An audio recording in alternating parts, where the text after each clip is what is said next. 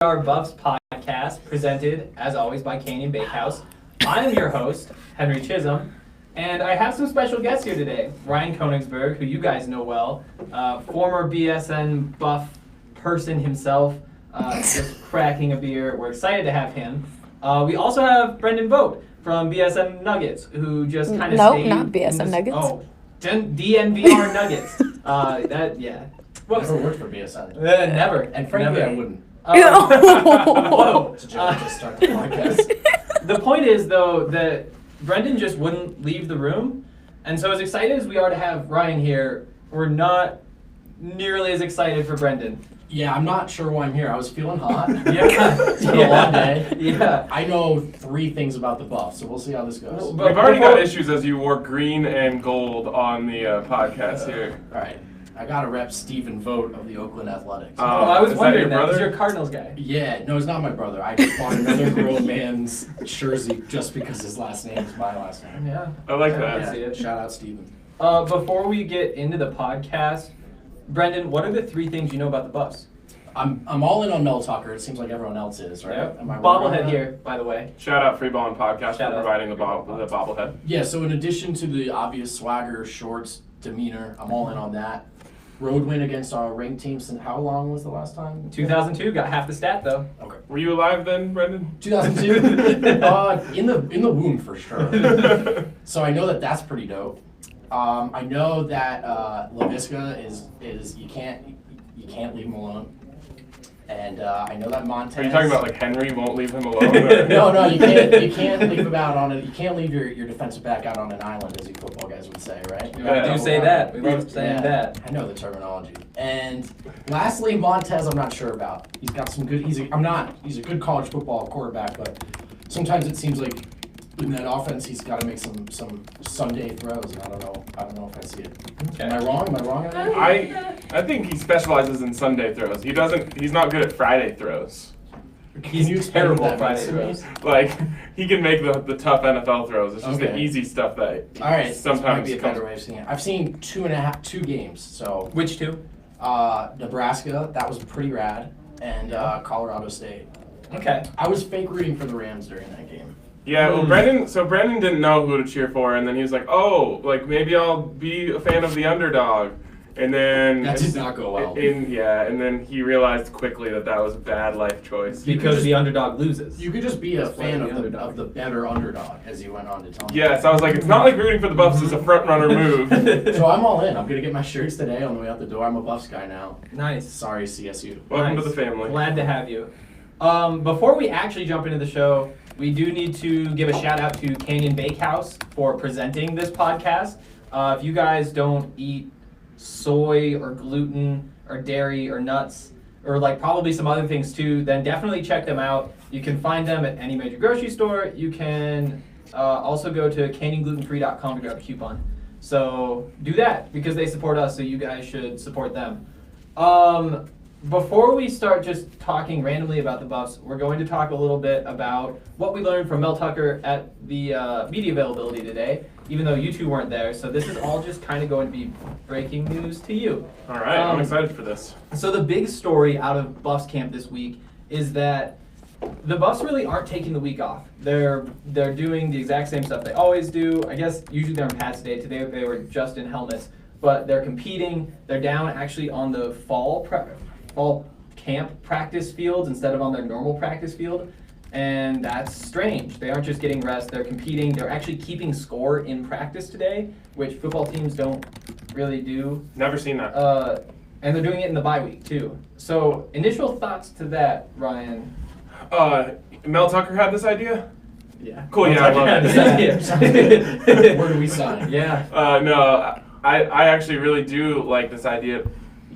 You wrote the story, and the headline was like, "This isn't a week to kick your feet up," which it was Van Diest who said that. Yep. And that's a reflection of what Mel Tucker is passing through them. Exactly. He's saying, "Hey, let's not take a step back because they have momentum. They just got the first road win against a ranked team in what was it, 17 years. Yeah. So like they have momentum. If you take this time to relax, you're going to be in trouble. Look at the Broncos. Remember the Broncos back in 2017? They started Yep. 3-1, Yeah. and then they had an early bye, and they like relaxed, and they never got it back. Literally to this day, they still haven't gotten it back. So if you take your foot off the pedal, if you take a second to smell the roses, at this point you're going to get yourself in trouble. And so I love the fact that Mel is cranking up the intensity, making them compete against each other so they don't lose any edge. Yeah, well, and the crazy part to me is that he's not losing the players because of it. Because if I'm a college kid and you say this is supposed to be my weekend off, you know, I'm upset about that. I want my weekends. You don't get many of those when you're a college athlete. And they're all just focused on football. You know, Alex Fontenot said specifically, like, I'm disappointed we only wore helmets today. I wanted to be going full speed. Like, that's where my talents are best used. And I don't know. I mean, that's not what you'd expect a team that's a little bit banged up to be doing. And So is that rallying around a coach? I mean, Yeah. that's what we're talking about here, right? It must be. Yeah, it's. I mean, these guys, how could they not? You know, how are they not feeling it with Mel Tucker right now? This is like so important for a coach to have early success like this, because all of a sudden, all these messages that they've just been like pounding into your brain throughout the summer and throughout the fall is, you're like, oh, he was right about that. And when he says something in the halftime locker room and they kill it, you're like, oh, Coach Tucker was right about that. Yeah. So everything that he said so far has proven itself out. I guarantee you he told them, if you guys aren't on top of it against Air Force, you're going to lose. Well, they weren't on top of it. They lost. Like, they have a trust in everything he says right now, and so he's telling them right now, hey, we cannot relax. And they have no reason not to say, all right, well, if we want to have a successful season, we have to listen to Coach. Yeah. Does anybody here have the take that, like, this is bad, that they should be focused on healing? So, Brendan, just so you know, in that last game, they had like 5 guys go down in the game and then come back in. They lost Laviska Chenault, who we didn't get an update today from Mel Tucker on him or Mustafa Johnson. Hopefully later this week we'll get one, he said. But they're hurt, and they're still just grinding. Like, do any of you think we should be resting? It's a reasonable take. Yeah. It sounds like is that anybody's take? It sounds like you think that a little bit. I think the podcast is more interesting if somebody here thinks that. All right, I'll make the argument. Okay. I made the argument. Rest up, get healthy. I mean, these guys know what to do, right? They're D1 players. They're rolling. So it's a matter of executing on 10-11, so you get it done on 10-11. But you get healthy between now and then. And there can be such a thing as too much football. In the basketball world, at the end of the season, I mean, these guys aren't practicing at all. And they're like, look, we know what to do out there. Football's a little more complicated, I'll admit, but... Because you have to game plan for every game and all that sort of Yeah, stuff. and there's just so many players and so many things to account for. But you know, at this point in the season, maybe you're just feeling it. It's about getting healthy. The one thing I will say is obviously they're not like making people Laviska practice or No, Mustafa no. or probably even Delrick or Chris Miller or any of these people who are hurt. It's the other guys that they need to, like, they're resting the guys who need to be rested. But if you're healthy, then you got to keep the sword sharp. Yeah, well, and the crazy part from Mel Tucker is that, like, this is an evaluation period. This is like fall camp where you got to be showing out. You know, he said today that they're competing because he thinks there are guys on this team who have improved over the last 4 weeks since they've had an opportunity like this to go full speed against each other to show what they can do in practice, that he thinks can take some reps, specifically on the special teams. Some guys who haven't been playing much in the first few games could be earning playing time this week. I don't know. It's interesting. It's Well, and that's another thing that he like wants those players to feel like they have something to play for. Yeah. You know, like, hey, look, we've got how many days between games? Like 14 days between games here. There's a lot of time for one of you to show me why you should be on the field. And having, you know, played football, those little messages, like, wow, they might be BS. And they're probably BS. Especially for like 99% of the guys who aren't playing. Yep. Maybe there's a 1%, but like when you're in the thick and you don't realize that there's probably a bigger gap between you and the guy that's playing, you like believe that, you know, and you're like, sure. like if I just step it up this week and I make an extra play here and there, like maybe I really will play next week, and that's gonna push the guys in front of them. Yeah, I don't know. It's just different than what I expected. You know, I tweeted today when I tweeted out that story I wrote about it, where, you know, I went in there thinking, okay, let's talk to a few guys about what they're going to do with their time off. Like, what are your plans? Are you guys going to go do something, anything like that? And they all just said, like, no, we're sleeping more is what we're doing. We're going to practice. Like, they aren't thinking about the things that college kids are normally thinking about, and that's weird to me. It's weird to me that he's able to keep, Jaron Mangum, he said he's only, he's celebrating his birthday today, and then that's it. He's turning 19, and he's willing to take this free time and just keep grinding. I don't know. Shows something, I think. LaVisca turns 21 this weekend. He does, and that's crazy to think about, that he's... Do you guys think he'll have a fun birthday?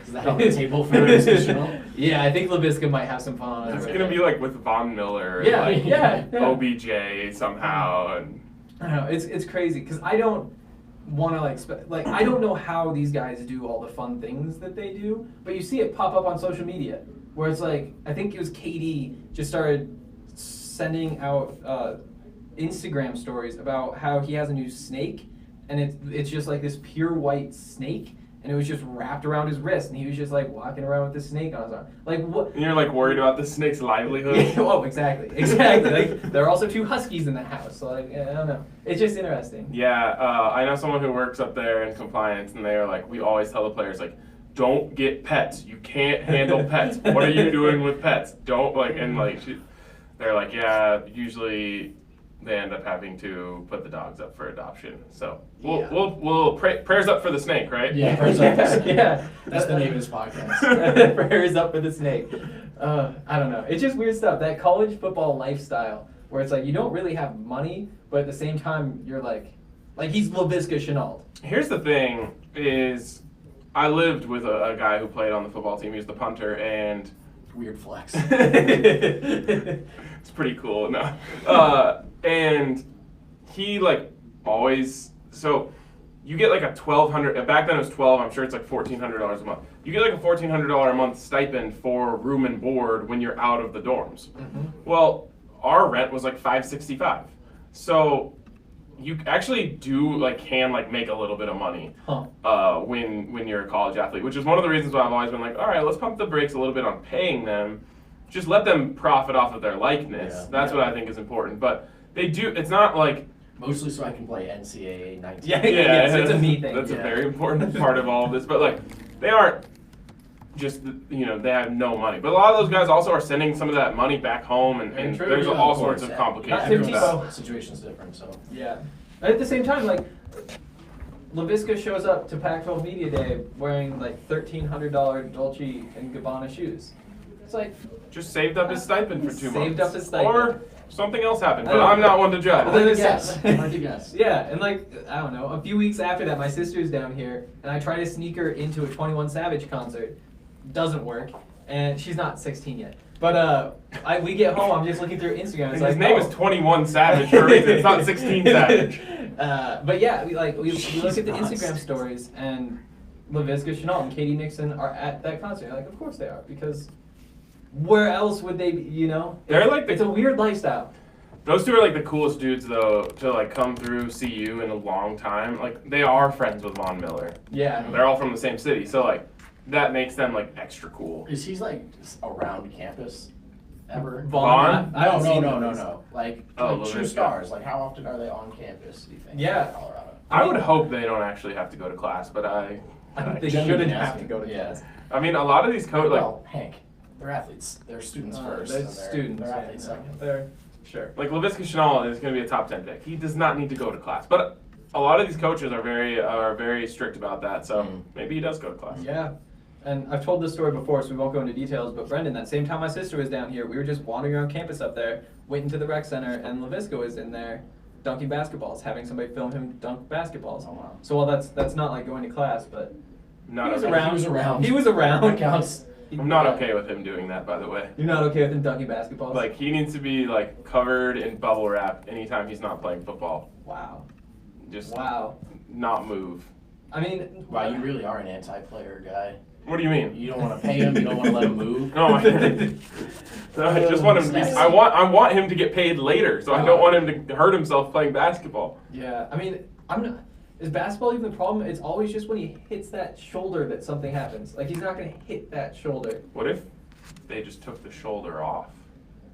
Galaxy brain. Yeah. Yeah. And honestly, he's still so big. I bet, the way he uses his shoulders, he could just do all that with one shoulder. He could just throw shoulders.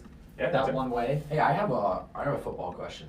Oh, perfect. Yeah, just to help us get this thing back on. Yeah. So how big is this gap? Oregon, Colorado.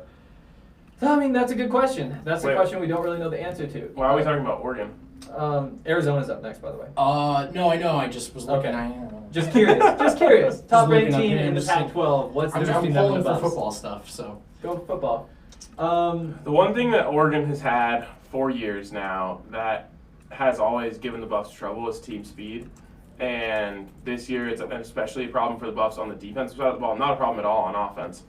But that's always going to give them trouble. Like Oregon just recruits these insanely fast athletes, and they have them at every position. And then when they do hit on a guy like Mariota or this time around Herbert, it's like you have this point guard who just distributes the ball to these insanely fast athletes. So that, I mean, like when they play, that's going to be a big problem. but I'm saying if you're Colorado now, how hard is it to focus on Arizona with that on the schedule? Not hard. I don't. No? I don't think it's hard. What coaches do in a situation like that, because so it goes home to Arizona and then at Oregon. Yep. What coaches do in a scenario like this is Mel Tucker will go through the tape. I learned this from Tad Boyle, by the way. Mel Tucker will go through the tape of Oregon. He'll also go through the tape of Arizona. He'll find everything that those two teams both do. And Yep. he'll harp that real hard this week so that he can get a little bit of extra preparation for Oregon. And then when that game comes up, he says, hey, we've been working on this all last week, so let's just touch on this and move on. It's like a little hack. So you're not looking ahead, but the coach gets to look ahead without the players knowing that he's looking ahead. Gotcha. Yeah, that makes sense. I mean, I don't know, just because I think that this is kind of an interesting conversation. I mean, not only does Oregon have that speed, they also have the massive offensive line. Like, that offensive line is so good against the Buffs front seven. They're just going to push them around, especially without Mustafa Johnson. But then you have the speed, too, and the DBs and the linebackers have had troubles in coverage. That's scary, thinking of Oregon's offense against Colorado's defense. Other way around, though, I mean, Colorado's offense is one of the best in the Pac-12. Like, they should be able to maybe not totally keep up, but The margin keep for close. error is so small. It though, is. right? If there's It that is. gap. Unfortunately, that's what we're going to see pretty much the rest of the season. That's going to happen Yeah, against Arizona. They're not going to have an answer for Khalil Tate. Nope. I'm already mentally preparing myself for that. Yeah. Uh, Good idea. and you're just going to have to be ready to score on the other way. And it's just like the game that Khalil Tate had over 300 rushing yards against us. But what people forget, and I talked about this on Free Balling last night, what people forget is that Phil had 215 and like 3 TDs in that game. They kept up. It was just one of those games, whoever has it last is going to win, and Arizona had it last, the Buffs lost. But like, those games are so hard to watch. Get ready for it. We're going to see a lot of them for the rest of the season. And like the biggest difference between a guy like Justin Herbert and a guy like Steven Montez is just that Justin Herbert is on his game more often. You know, like if Steven Montez was always playing like he was last week, I don't think we're talking like top 3 pick, but we're saying like, oh, he's a 2nd round guy. Maybe he's even like a late 1st round guy. But the problem is he just isn't that way. Whereas with Herbert, you know, he's streaky. He has more upside, sure, but he's just more consistently on that level. If Steven shows up to that game and plays up to his potential, then all of a sudden that gap I don't think is too big. Steven has a huge opportunity ahead of him in Pac-12 play. He does. He obviously caught some eyes last week. He beat Jaden Daniels. He should beat Jaden Daniels. He should, but he also went 23 of 30 for 337 yards and 3 touchdowns and no interceptions. Like, he had the 5th best game of anyone in the He had the 5th best game of anyone in the country this week in terms of total QBR. So, and I don't love total QBR, but right now it supports my narrative, so I love it. He has a chance to build on that. Let's say he goes up against Arizona, puts together a similar performance, Buffs win again. Then he's going to be on the same field with Justin Herbert. That's going to be the biggest opportunity for Steven, because there's going to be all sorts of NFL scouts there to watch Herbert. And he's going to have the stage to show them, hey, I'm one of these guys too. So the fact that he started off Pac-12 play with a game like that really built him a foundation to do something special. There's nothing that precludes Steven Montez from entering into the late 1st round conversation, except for just how he plays. Hank, how bold does that take? I mean, 1 to 5. Is that a bold take? it's bold to say that Steven Montez will play like that. That's Wow. what's bold. Okay. That's Alright. what where the Alright. stretch is. But no, is there a does danger too in a guy who you say maybe struggles with some of the easy stuff sometimes and can't give the ball away? Is there a danger in him maybe feeling himself too much, like in that Oregon game? I mean, do you want to, like how conservative will Tucker be versus really trying to open it up and keep pace? Well, I think they tried to be conservative in the first 3 games of the season, and it almost came back to bite them all 3 times. Yeah. They got away with it twice, and it did come back to bite them against Air Force. Right. And I think in this latest game, they realized, all right, you can't put the reins on him, or else it just hurts the offense as a whole. So last week was like the best case scenario. Now, they also did set up a lot of stuff to make it easy on him. Like, you go back and watch, they threw a lot of screens. But that's smart play calling for a quarterback like that. Let him get rhythm throws, and then all of a sudden the back shoulder throw to Tony Brown 30 yards down the field, he doesn't think twice about it because he's just playing. So there's the risk of him feeling himself too much and also putting too much pressure on himself in a game like that. But again, I mean, we've seen him do it once now, like this year. He has a great opportunity to show, hey, I can do it 2, 3, 4 times in a row. And the crazy thing about him is that they're all just like bounce back performances. Like, he'll be bad one week. I mean, he wasn't terrible against Air Force. But He just certainly missed was some one of the easy reasons throws. they lost. Yeah. And that's Yeah. something you never want to be as a quarterback. Exactly. But then he does something like that, and then it seems like every time. This is why I've been hearing that he just bounces back, and all of a sudden he has a big game. And in the lead up to that game, people kept saying that. People kept saying, like, oh, you know that Steven Montez is going off because that's what he always does after he has a bad game. And I was like, sure, whatever. But then it actually happens again, and I don't know where that comes from. Like, I have no idea. Don't It ask doesn't me. make Please sense. tell It us doesn't- your it Well, as the doesn't make resident sense. Nuggets guy here, I would say. Yeah. Actually, Jokic kind of does the same sort of thing. Yeah, that's Like, true. yeah. That's true. He's just too good to have 2 bad games in a row. It's really more of just like an Same odds- thing. It's odds the same thing with Yeah, Montez. yeah. He's also one of like the 5 best players in the world, so it makes yeah, sense. Yeah. Okay. I think it's probably time for us to tell you about these beers we're drinking. Yep. Today we're all drinking the Breckenridge Brewery Lager. You see these 3. Allie is sitting over there, and she has her own, and also an empty can next to it. So Wow, that's Allie, exciting. chill out. Allie. Jeez. Allie. Calm down. Day. Yeah. Crazy thing. That's just the 2 we know about. I know. Seriously, she's probably like hiding more. Every time her chair moves, you hear a couple cans clink. I also saw on Twitter yesterday though that there's like a mango beer from Breckenridge Yeah, now. Mango Mosaic. That's not new. Oh, isn't it? No, it's not. I was at a concert at what's the place called again? Oh, Mission Ballroom the other night. Had the agave wheat.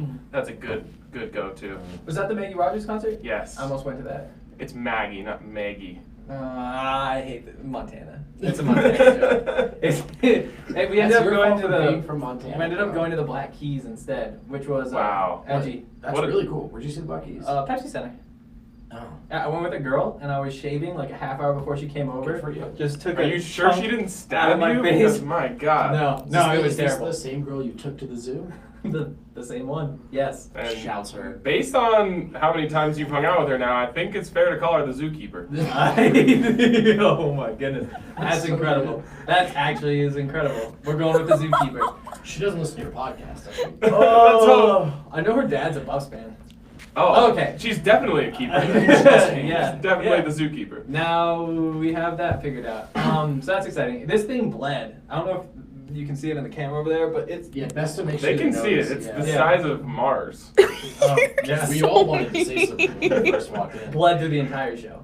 It was awkward. So awkward. If you were a little bit younger, I would have called child services. I know. The crazy thing is, like, I'm not bad at shaving. Yeah, like, you say you that. taught me how to shave This months is ago. my fault. Months ago. I was looking at Ryan when I said that, by the way. Brendan didn't teach me to shave. I forget that Okay, only while we're half on the the people topic- watching on the While we're video. on the topic, my mom, who's a huge Buffs fan, it's not true. On topic, there we she go. just texted me and said I have to lose the mustache. She's probably right, but Oh, yeah. No. No, you don't think so? We've always needed a mustache. at Henry BSN. said, "Oh yeah." I didn't buy it. He didn't hear. He didn't have. it should probably go. You're right, Mom. I don't know. She's I not mean, still listening. not That bad. was like 10 minutes ago. She's out. Can we get a close up on Brendan on the don't live have stream to, there? Wait, can I be next for the close-up? Oh, I already have done Oh, we did multiple the close-ups close-up? on Right you. after the Who Won the Week poll, we should Brendan keep the mustache? Yeah, It's just like Henry Ooh. versus Hank. It's going tonight. Yes. I've got a charity event and I just can't. What? As much self-confidence as You've I got have. a charity event? I'm not. Well, yeah, I'm a big. Well, maybe if you Oh, keep wow. the mustache, people will think you're the charity. Is it a gal? Oh. This probably might do it. You guys, good luck with the rest of the pod. It's been fun. It was fun. I think he's actually leaving. Oh yeah, no, I'm out. Oh.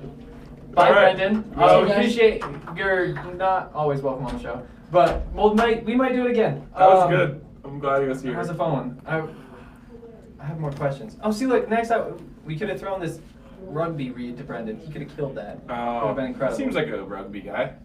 We know he's not a Buffs guy. Like, it couldn't be worse. If we have to give him some job, like, I feel like that's the one. He knows as much about rugby as he does about Buffs football.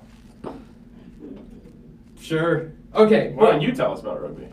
So there's a rugby thing. Okay. Teams from 12 different countries playing rugby at Infinity Park in Glendale, I believe.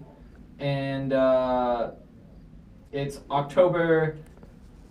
5th and 6th. 5th and 6th. I was trying to get it all. I memorize off the top of my head. reads. Yeah, well, you don't let me actually read the reads. I have to be conversational. So, rugby, they're from the USA, New Zealand, Canada, a bunch of other places. It's one of the main tune-ups before the Olympics. Adult passes are only $20. You get $5 off when you use BSN 5. That makes them 15 if you're math challenged. I am. Kids 12 and under 10, 3 and under are free. And here's what makes this thing cool. It's not just rugby. And if you haven't watched rugby, super entertaining sport. But do you understand it?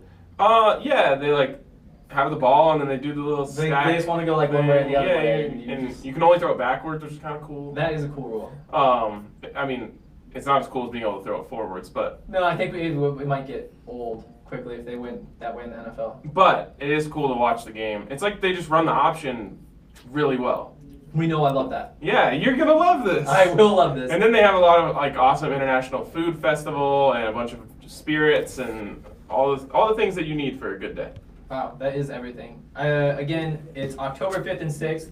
Arizona game is the 5th. So I'm going to probably try to head out there on the 6th, go watch some rugby, eat some food, drink some drinks, and it's going to be a good time.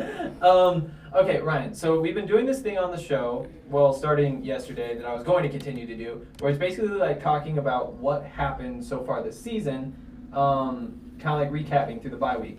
And the way I want to do is go through and saying like who has played in a way that was unexpected and kind of changed the shape of the season so far. So yesterday we talked about how Tony Brown broke out. Is there a guy like that for you who kind of comes to mind? There's a lot of guys who have, I hate to say this, but the one who has played differently than expected the most to me is Laviska Shenault. Yeah. We expected to be able to lean on him, and I'm not necessarily blaming him for all of this, but it has changed the shape of the season. What's crazy, Henry, is that it's changed the shape of the season for the better, in my opinion. I don't think that that's a bad take. Assuming Laviska Shenault comes back healthy for the stretch run, knowing that you have all these guys, making the other team know that you have all these guys who can produce, you can win games without Laviska Shenault, I mean, that makes your team scarier, which is important. Yeah, and it's forced a guy like Tony Brown to become Tony Brown. It has. It's forced a guy like KD to not. I don't think he ever wanted to, but he's always had to take a back seat to Laviska. Yep. It's allowed him to kind of come into his own. It's forced Steven Montez to go to his second and third read. So the fact that you're able to go through that and be 3-1. If you're 1-3, I'm saying it's killed the season. For sure. But you're 3-1. And all of these guys have had to get better because you haven't been able to just lean on Laviska in every single game. And so, yes, you do have to get Laviska back at 100% at some point. And Tyler Murray on Free Ball made a great point last night, which was he can now miss an entire month and still play. So they've played 4. He can still play 5 games at the end of the season. Yep. I would so much rather get 5 games of the full Laviska experience, which we got at the beginning of last season, and we saw how amazing that was, than, have him play the entire rest of the season at 75%. Yeah, I think that that's a good take. Just the fact that we know that this is, one of the 3-4 best offenses in the Pac-12 without Laviska Shenault?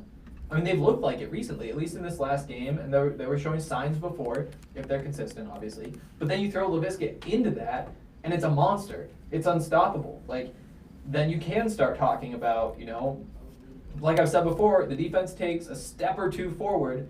Maybe you can compete for a Pac-12 South title if the offense can keep this up, Absolutely. I completely agree. And I think it's funny that we just accept that there's no update. Like Mel Tucker told you guys, no update. We're like, we don't even know what the injury is. You definitely have an update. There's something that is pertinent to this situation. But we're just like, oh yeah, sorry guys, no update. Have you seen him grab his shoulder? Because that's more than we have seen in the last 3 days. Like, we don't, a little hint would be nice. Yeah. I mean, honestly, the way he looked on the sideline kind of had concussion vibes. Yeah. Like he looked a little dazed and out of it. But maybe they gave him a painkiller because he was in a ton of pain. Like, I don't know what it was, but like we have no idea. We thought maybe shoulder. They said midsection, I guess, on the broadcast. So helpful. We have nothing. So helpful. We have nothing, and that's frustrating. But however much time it takes to get him back to 100, I'm cool with. Yeah, I think that's a good take. My guy who I was planning on talking about today, as somebody who's really surprised and changed the season, is Mikhail Onu, because I'm not sure if I've said this on the podcast before, but when I first started digging into this team, obviously you have to watch videos of the transfers. Found a 2.5 minute video of Mikhail Onu highlights from SMU, and I was here in the office watching them with Dre, and we were watching okay, yeah, he can hit. There's that, but just in watching a highlight video of him, we could see that he was not good in coverage. Like, he was out of position. Like, he didn't look like he knew what he was doing. Like, there was an interception in there that he only got because he was so far out of position, and we saw that, and we're like, oh no, he's just a straight-up in-the-box guy. Now he's a great safety in coverage, and that has been such a fun transition to watch. Like, I'm talking to Sam Neuer, he really highlighted Mikhail's ability to be in the right position. Like, that's how he credited the turnovers. It's all hustle. It's like following the plays. Even if you know you're not going to be able to hit the guy. Like, think back to the Colorado State interception, his first interception of the season in the end zone. There was no way he was making a play on the guy, but he still ran over there, and the ball happened to pop up in the air, or it was overthrown, and he grabbed it on the edge. Like, he was just in position, and he hustled. It's same thing with the second. The second interception was a tip. Yeah, on the sideline. He was 3 steps away, but because he worked to get over there, he got the turnover. He's just provided something that the Buffs have needed. Like, for a defense that can't get off the field by, just getting 3 stops, like not letting the other side get 10 yards, having a guy who's forcing this many turnovers is massive. He's been great. He's been incredible. I mean, I came out of nowhere. I didn't even know anything about him coming into the season other than what I just read from you. Mm-hmm. And it was like, whoa. He's probably been the best player on defense to this point. I think that's fair. I definitely think that's fair. Obviously, Mustafa has had flashes of being Mustafa, and especially in that Nebraska game, he was huge. But Onu, I can just count on him. Like, every time. He got beat on one of the touchdowns against Air Force. But what can you do? That happens to people against Air Force. So, man, I've been really impressed with him, and I just trust him. Like, when he's out there, I just trust him. And that's hard to find, especially on this defense. There's not many guys like that. Yeah, that's very true. And what's been most impressive is just talking to him. Like, you talk to him and you understand why he graduated in 3 years and is now a graduate student. And the way he talked through his decision to come to Colorado. Say, like, I've always wanted to play for a defensive head coach. I know that Mel Tucker's a guy who could turn me into something bigger than I was at SMU. I wanted this increase in competition in the Pac-12. Cool to hear that, by the way. Don't hear that take all the time. But, it's that kind of, smart decision-making. And then he really has picked up. He's taken to the coaching, and you can see it pay off in the way he plays. And you compare what he's done this year with what he's done the last couple of years at SMU. Super impressed by that guy. Anyone else you got on your list? Let's see. Who else would there be? Darian Rakestraw last week is a good one. My God. He was so awesome. He was everywhere. Yeah. He was, all about the action. Like he just yeah. wanted to ball. He wanted to hit people. He wanted to make plays. He was just like, I'm going to fly around and just play ball. Agreed. And, when we're talking who has really changed the season so far, a guy who really didn't get much run before this week is kind of a hot take, but he was one of the few pieces in a game that they won that they probably shouldn't have won. You could say if he isn't able to play for whatever reason, they don't win that football game. You take the stop on Benjamin on the goal line. Yep. And then you add in the interception. You take away those two plays, you could easily win that game or lose that game. Definitely. Who else? I think Tim Lynotte's been solid. I've been impressed by both the tackles, Will Sherman and Arlington Hambright. Harlington Ambright. Yeah, that's not his name. That's not his name. We can call him Harley. Harley. We could. Yeah.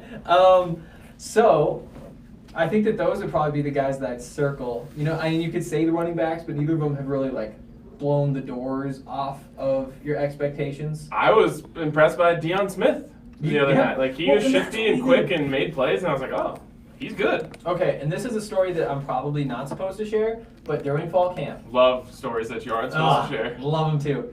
During fall camp, so they have the practice facility down below where they do all that stuff. They have the 3 fields set up. That's where they are this week during the bye week. That's where they are during fall camp up north of Folsom. They also have their normal practice facility, and they have the parking garage up there. So I'm parking in the parking garage. I'm walking down the trail. I can see over the fence into what's going on in the field. How dare you watch football? And I'm walking, and I honestly not even paying attention to football because I'm like, oh no, is somebody watching me? Because I'm not supposed to know what's happening down there. And as I'm walking down, I see Deion Smith break a 50-yard run, and I was like, oh my goodness, that's incredible.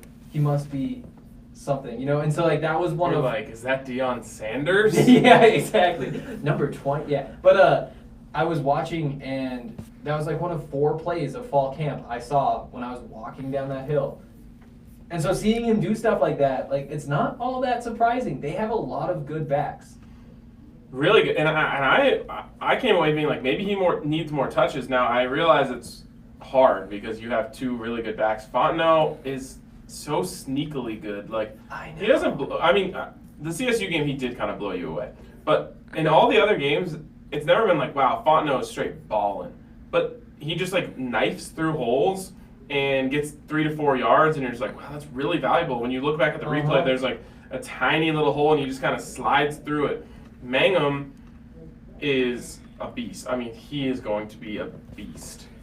And then now you have the Smith guy, and I'm man, I really like the kind of shifty quickness that he showed in these runs. I kind of want to get him more touches. It's a great problem to have. It is a great problem to have, and you need the offensive line to just keep improving.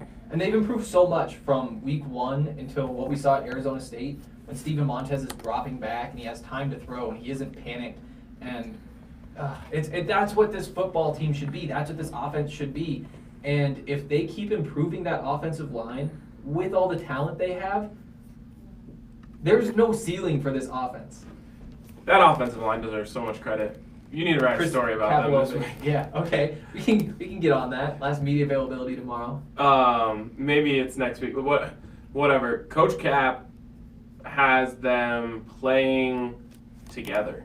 And McChesney always says it. They're playing like a fist, not 5 fingers. I love when he says that. One of my favorite things he says. What did he say? He said something on the podcast the other day that was hilarious. It was some sort of phrase that was amazing. I wish I could remember what it was. But I love that saying, and it's so true. And then all of a sudden, you have these bookends. And Hambright, thank God he came to see you. Seriously. And Sherman, who is a left tackle, a good Pac-12 left tackle, most likely. Being a monster at right tackle. Playing right tackle. Yeah. What a luxury. And then he just has them playing good football, and I've often harped the fact that if you give Steven protection, he can be great for you. And last week was such a perfect example of, yes, did they scheme things up for him to make it easy on him? They did.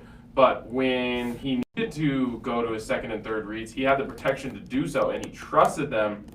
At least he's building trust in them to do that for him. There was just that one play, early on, where he's standing in the pocket, and he's 3 seconds in, and he starts, getting happy feet and, jerking around, and you're like, where are you going? That's what you always see. That was it right there, and just having that one play inside a game where the rest of the time, he was being what he can be. Just that juxtaposition was so interesting to see right there. Like, you could tell that there was a difference between those two guys. The one big complaint I have with Steven so far this season is his unwillingness to run the ball. Yeah. Like, I understand that he needs to stay healthy, and I'm totally on board with that plan. But my Lord, there's a 3rd and 4 when they're across the 50 with 3 minutes left in the football game, and this ends up being the game-winning drive. Yeah. He rolls right, and there is no one within a mile of him. He like gets a snap. He drops back. He stands there. He rolls out. He holds. He holds. There's He no holds. one. Like, you can And see he's it on the looking screen. Downfield. There's no one on the He's screen. looking downfield. And I'm at the Lake Street Tower just screaming, He's sitting next to him. run. And finally he finds KD, but if you go back and look at the play, there's illegal contact. KD got a shoulder into his chest, spun around,